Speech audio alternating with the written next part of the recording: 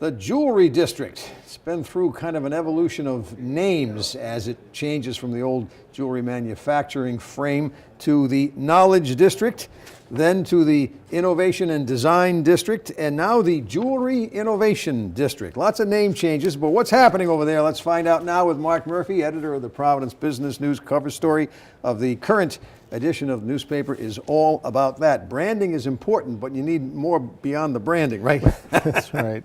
And I think the idea was the branding would help stimulate change, because, and a lot of this is driven by, as we all know, the relocation of Interstate 195. So it opened up a total of about 40 acres, although west of the Providence River, it's just under 20 acres when you take out roads and that kind of stuff and a park.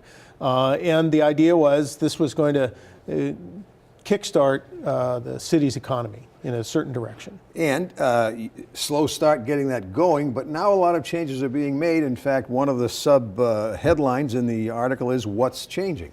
Well, the one thing is the big project is the Wexford Innovation Center, Science Innovation Center, which will include the Cambridge Innovation Center, which is now branding itself across the country. And the idea here is to bring in, almost as an incubator, smaller companies that are changing the nature of their industries. And in this case, the focus is on life sciences. I mean, based on a lot of the things that are happening at Brown, at URI, at the hospital complexes.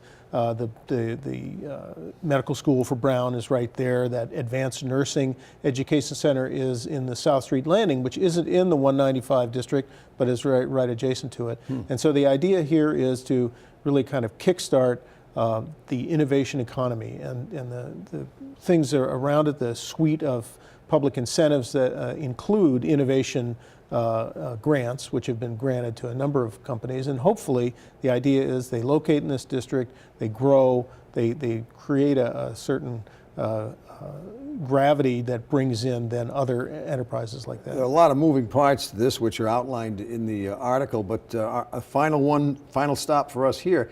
Maybe a problem, the low rent situation?